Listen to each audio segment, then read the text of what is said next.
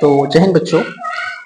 देखिए आज का ये जो क्लास है आपके लिए बहुत इम्पोर्टेंट होने वाला है, क्योंकि इस क्लास में हम लोग क्लास 12th जो फिजिक्स है हिंदी मीडियम का, उसके पेपर के लिए, मतलब क्लास 12 फिजिक्स के पेपर के लिए हम लोग कुछ यहाँ पर इम्पोर्टेंट न्यूमेरिकल्स देखने वाले हैं। और ये जो न्यूमेरिकल्स होंगे आपके जो अनसॉल्व पेपर होता है उससे हैं। तो जो भी न्यूमेरिकल्स होंगे आपके 1 नंबर, 2 नंबर या फिर 3 नंबर वाले हो सकते हैं। तो आपसे यह अनुरोध रहेगा कि अगर आप क्लास 12th में हैं और बोर्ड एग्जाम देने वाले हैं तो इस वीडियो को आप लास्ट तक जरूर देखिएगा। मैं आपको गारंटी करके कह सकता हूं कि आपको इस वीडियो से बहुत ज्यादा लाभ मिलेगा, बहुत ज्यादा फायदे मिलेगा। और इस वीडियो को अंत तक देखना है। और जितने भी न्यूमेरिकल्स मैं आपको बताऊंगा कि मोस्ट इंपॉर्टेंट न्यूमेरिकल्स होंगे। और अगर आप ये वीडियो अच्छे से देखते हैं, मन से देखते हैं, जो भी क्वेश्चंस मैं बताऊंगा अगर आप उसका प्रैक्टिस करते हैं तो निश्चित रूप से आपको इसका जो भी फायदा होगा वो आपको पेपर पे देखने को मिलेगा। तो मैं ज्यादा बात नहीं करूंगा, आपकी स्क्रीन पर प्रश्न आते रहेंगे और आप उसको पढ़िएगा और मैं यहाँ पर सॉल्यूशन कराऊंगा। पहला जो सवाल है जरा देखिएगा, पतले प्रिज्म के पदार्थ का अपवर्तनांक क्या होगा यदि उसके अपवर्तक कोण, यानी कोई एक पतला प्रिज्म है तो उसका पूछ रहा है कि उसका अपवर्तनांक क्या होगा। अपवर्तनांक को n से प्रदर्शित करते हैं, मैं मानकर चलता हूं कि आपको पता होगा। यदि उसके अपवर्तक कोण तथा विचलन कोण का मान समान हो। समझिए जरा, जब हम पतले प्रिज्म की बात करते हैं तो पतले प्रिज्म का एक फॉर्मूला होता है, पतले प्रिज्म का एक सूत्र होता है। पतले प्रिज्म के लिए एक सूत्र होता है, डेल एम बराबर में n-1 इंटू ए। इसको बोलते हैं अल्पतम विचलन कोण, अल्पतम विचलन कोण। इसको बोलते हैं प्रिज्म कोण, प्रिज्म कोण। और इसको बोलते हैं अपवर्तनांक, अपवर्तनांक। तो सवाल में कह रहा है कि इसका मान क्या होगा, n का मान क्या होगा अगर विचलन कोण और प्रिज्म कोण बराबर हो, यानी कि डेल m और a क्या हो, बराबर हो, पूछ रहा है। ठीक है, तो कुछ नहीं करना है, इस प्रश्न में क्या करिए, डेल m बराबर a रख दीजिए। तो चूंकि फॉर्मूला होता है डेल m बराबर n-1 इंटू ए, प्रश्न से बोला है कि डेल m और a अगर बराबर हो तब n का मान कितना होगा। तो डेल m की जगह पर a रख दीजिए यहाँ पे। तो a बराबर n-1 इंटू ए। तो अगर मैं यहाँ से n-1 का मान निकालूं तो बताइए क्या आएगा, है ना। n-1 बराबर a, और ये a क्या आ जाएगा, नीचे आ जाएगा। इस a कैंसिल होकर के 1 आएगा, यानी हम कह सकते हैं कि n-1 का मान 1 आ गया। इस 1 को उधर भेजेंगे तो 1 + 1 हो जाएगा उधर जाकर के, और n बराबर कितना आ जाएगा, 2 हो जाएगा। और यही आपका आंसर हो जाएगा। बहुत ही सिंपल सा सवाल है, 1 नंबर का ये प्रश्न है। ठीक है बच्चों, ठीक है। अगला मैं सवाल की बात करूं, अगला जो प्रश्न है, आप वीडियो को जरूर लाइक कर दीजिएगा और चैनल को भी सब्सक्राइब कर दीजिएगा ताकि इंपॉर्टेंट वीडियोस में लाता रहूं और मोटिवेशन भी मुझे मिलता रहे। आपसे मेरा अनुरोध है, यदि कांच के एक पतले प्रिज्म को जल में डुबो दे, कांच के एक पतले प्रिज्म को जल में डुबो दे। जब पतले प्रिज्म की बात आती है ना तो अधिकतर मतलब 99% चांस होता है कि फॉर्मूला लगेगा, और पतले प्रिज्म के लिए यही सूत्र होता है, डेल m बराबर में n-1 a।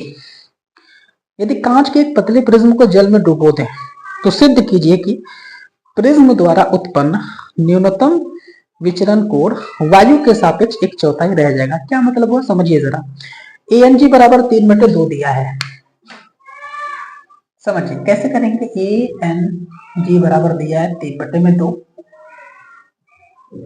ANW बराबर दिया है, ANW बराबर दिया है 4/3।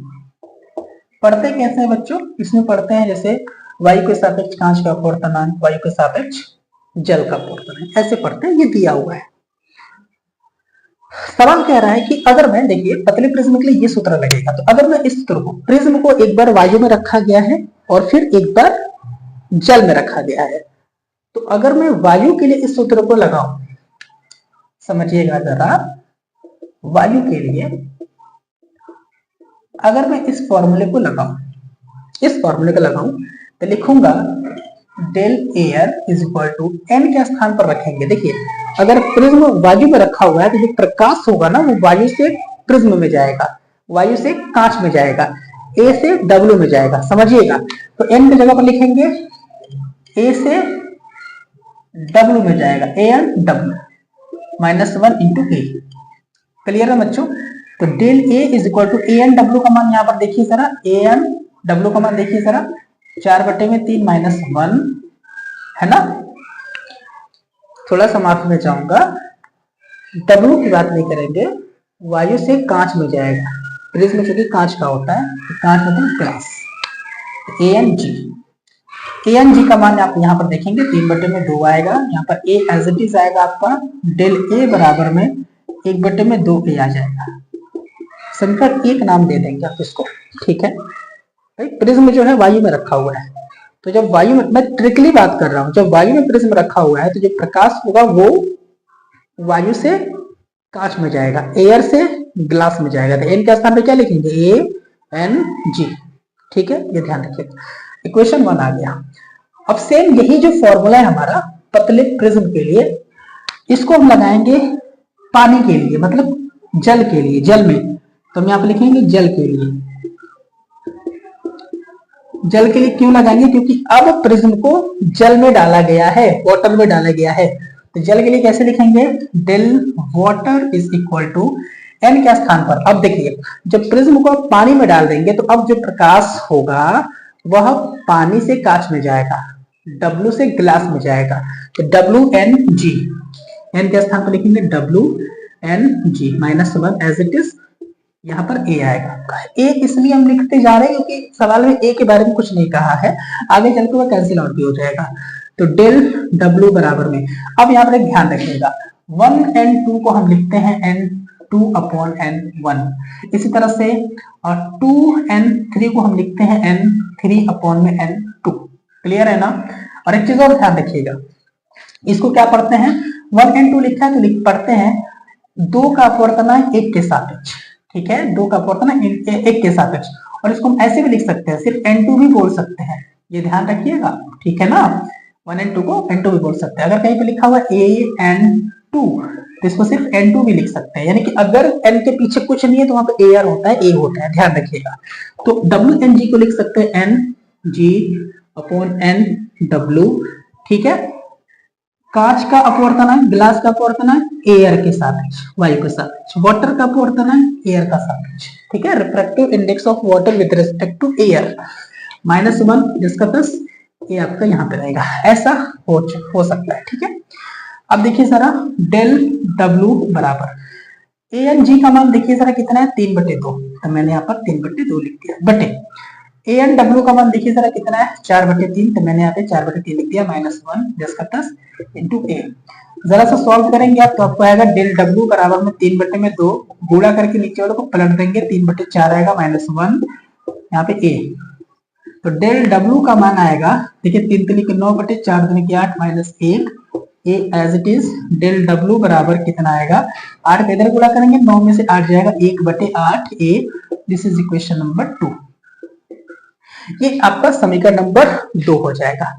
अब जरा देखिए, बाद में प्रिज्म को कहाँ रखा गया है, वाटर में रखा गया है, यानी कि वाटर मतलब जल में। पहले प्रिज्म आपका वायु में था, उसके बाद इसको ले जाकर जल में रखा गया। तो जल वाला क्या, जल वाला जो है ना, यानी कि डेल डब्ल्यू का हम मान निकालेंगे। क्या कहने का मतलब है, आप 2 में 1 से भाग दीजिए। कहने का मतलब डेल डब्ल्यू का मान निकालना, डेल ए के रूप में देखना है कि आंसर क्या आएगा, जो भी आएगा वही सिद्ध करना था, ठीक है। 1 में आप 2 से, मतलब 2 में आप 1 से भाग दीजिए, मैंने यहाँ पर वही काम किया। तो डेल डब्ल्यू बटे डेल एयर बराबर 1/8 ए अपॉन 1/2 ए। तो डेल डब्ल्यू बटे में डेल ए बराबर में, इसको जरा हल करेंगे, ए से ए कटेगा, 1/8 इंटू 2 आएगा, है ना, 2/1, 2 से 8 कटेगा 4 बार में। तो आप कहेंगे बच्चों कि डेल डब्ल्यू बटे डेल एयर बराबर आ गया 1/4। इसी डेल ए को आप क्रॉस भेज दीजिए उधर, तो डेल डब्ल्यू बराबर आ जाएगा 1/4 इंटू डेल ए। और यही आपको सिद्ध करना था, यहाँ पे लिख देंगे आप सिद्ध हुआ।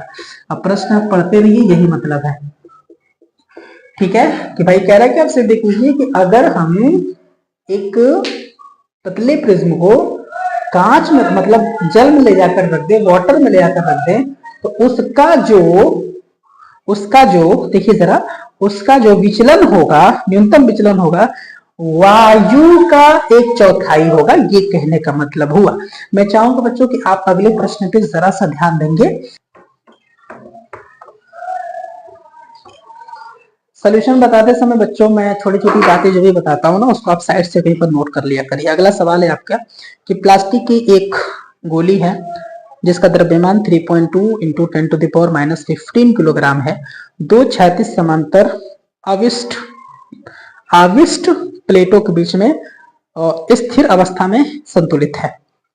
गोली पर कितने इलेक्ट्रॉन सामान्य से कम या अधिक होंगे? जी का मान 10 मीटर पर सेकेंड स्क्वायर लेना है। क्या मतलब है समझिए जरा। मतलब ये हुआ बच्चों कि एक प्लास्टिक की कोई गोली है, एक प्लास्टिक की कोई गोली है, पी हमने नाम दिया, और ये जो गोली है ना, दो समानांतर प्लेटों के मध्य रखी गई है। दो समानांतर प्लेटों के मध्य रखी गई, और वो भी समानांतर प्लेट नहीं है, आविष्ट समानांतर प्लेट। आविष्ट का मतलब होता है उस पर आवेश है, मतलब ऊपर वाले पर माइनस है और नीचे वाले पर प्लस है। और आप ये जानते हैं कि अगर एक प्लेट पर माइनस आवेश हो, दूसरे प्लेट पर प्लस आवेश हो, तो उन दोनों के बीच में विद्युत क्षेत्र उत्पन्न होता है। तो मैं यहाँ पर कहूंगा कि इसमें विद्युत क्षेत्र उत्पन्न होगा। फिर आप ये भी कह सकते हैं कि उन प्लेटों पर विभव उत्पन्न होगा और उनके बीच कुछ न कुछ विभवांतर होगा। तो इस सवाल में जो विभवांतर दिया है बच्चों, वो सवाल में 1000 वोल्ट दिया हुआ है। कितना दिया बच्चों? 1000 वोल्ट दिया हुआ है। ठीक है, एक चीज और है, प्लेटों के जो बीच की दूरी दी गई है बच्चों, आप देख पा रहे हैं फिगर में 2 सेंटीमीटर दी गई। प्लेटों के बीच की दूरी कितनी दी गई है? 2 सेंटीमीटर दी गई है। ठीक है, ये भी सही है। अब देखिए, एक प्लेट पर माइनस आवेश है, दूसरे प्लेट पर प्लस आवेश है, तो दोनों के बीच में विद्युत क्षेत्र उत्पन्न होगा।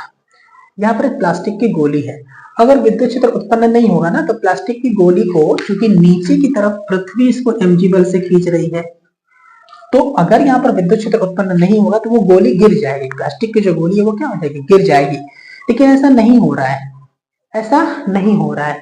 गोली जो है संतुलित अवस्था में है, मतलब अगर पृथ्वी इसको mg बल से नीचे खींच रही है, तो इसी बल से ऊपर कोई ना कोई खींच रहा है, और वो कोई ना कोई कौन है?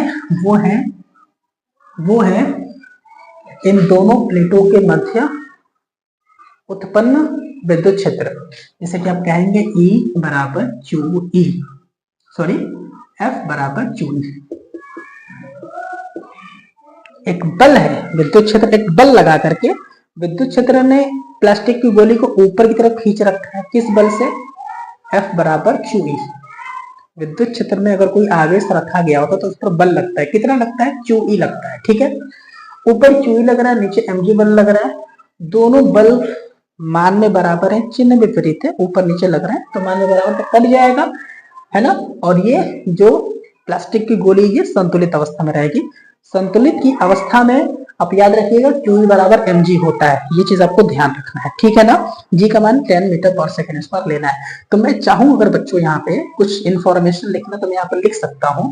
प्रश्न से आप देखिएगा जरा, जो प्लास्टिक की गोली है उसका द्रव्यमान जो है m का मान वो दिया हुआ है बच्चों, कितना? 3.2 इंटू 10⁻⁻15 किलोग्राम दिया गया है। ठीक है ना, इतना दिया गया है। साथ ही साथ जी का मान आपको 10 लेना है, जी इक्वल टू 10 मीटर पर सेकेंड स्क्वायर लेना है। यहां से थोड़ा सा इंफॉर्मेशन देखना चाहे तो आप देख सकते हैं कि जो V है वो 1000 वोल्ट है, जो दूरी है D है वो 2 सेंटीमीटर है। तो आप ये जानते हैं कि डिस्टेंस हमेशा मीटर में रखते हैं, तो 2 सेंटीमीटर को हटा करके 10⁻⁻2 मीटर हम यहाँ पे लिख सकते हैं। आपको ये पता है इंफॉर्मेशन, है ना। अच्छा ठीक है, आपको क्या चाहिए बच्चों? आपको चाहिए कि ये जो प्लास्टिक वाला जो बिंदु है, इसके ऊपर सामान्य अवस्था से कितना इलेक्ट्रॉन अधिक या कम है, यानी कि इलेक्ट्रॉनों की संख्या चाहिए, n चाहिए, n चाहिए। और एक चीज और ध्यान रखिएगा, अगर किसी वस्तु पर धनावेश है तो उसका मतलब उस वस्तु पर इलेक्ट्रॉनों की कमी है, और अगर किसी वस्तु पर ऋणावेश है मतलब उस वस्तु पर इलेक्ट्रॉनों की अधिकता है।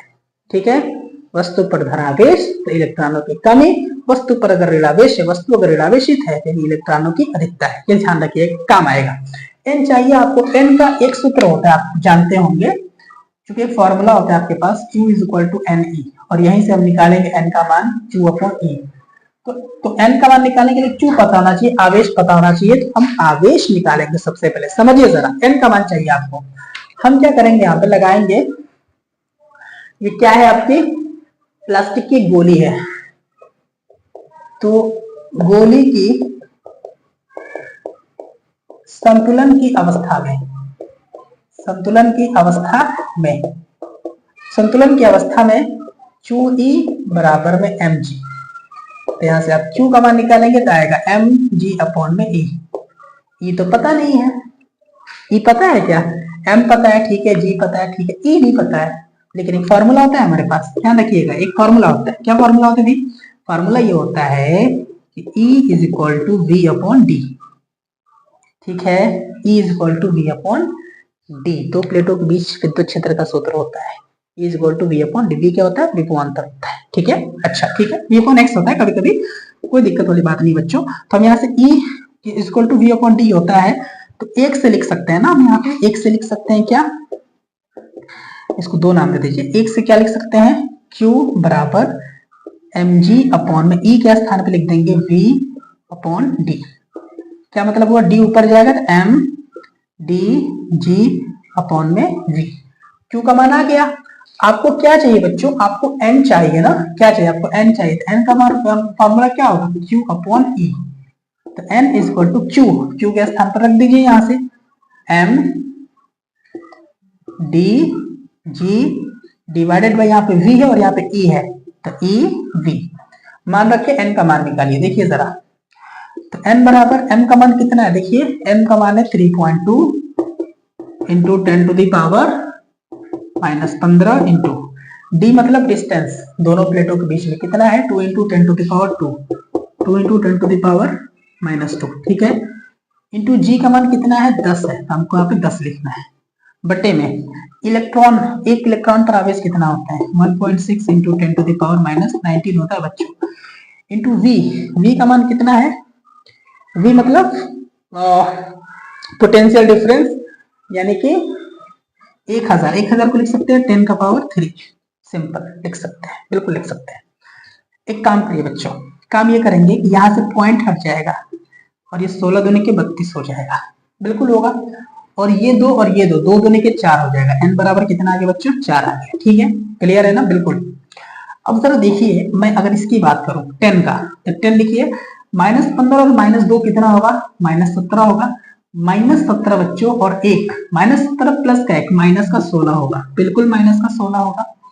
अच्छा ठीक है, और ये ठीक है, कोई दिक्कत वाली बात नहीं है, नीचे आ जाइए, 10 के पावर -19, 10 के पावर 3 कितना होगा, 10 का पावर -16 होगा, और ये कट जाएगा, कटने के बाद आएगा n बराबर में 4। और एक चीज ध्यान रखिएगा, यहाँ पर जो आवेश है ना Q, ये पॉजिटिव आएगा, आवेश का जो मान आएगा पॉजिटिव आएगा, यानी कि गोले पर धनावेशित है। धनावेशित का मतलब ये होगा कि गोले पर इलेक्ट्रॉनों की कमी है, गोले पर इलेक्ट्रॉनों की कमी है। कितने इलेक्ट्रॉनों की कमी है, 4 इलेक्ट्रॉनों की कमी, तो लिख देंगे यहाँ पर 4 इलेक्ट्रॉनों की कमी। और ये प्यारे बच्चों आपकी क्या, आपका क्या हो जाएगा, ये आंसर हो जाएगा, ये उत्तर हो जाएगा। मैं मान कर चलूंगा आपको सवाल समझ में आया होगा। वीडियो समझ में आया तो आप प्लीज वीडियो को लाइक कर दीजिएगा और चैनल को भी सब्सक्राइब कर दीजिएगा, ऐसे ही और वीडियोस के लिए। ठीक है, ये सारे के सारे जो न्यूमेरिकल से आपके किससे है, अनसॉल्व से है।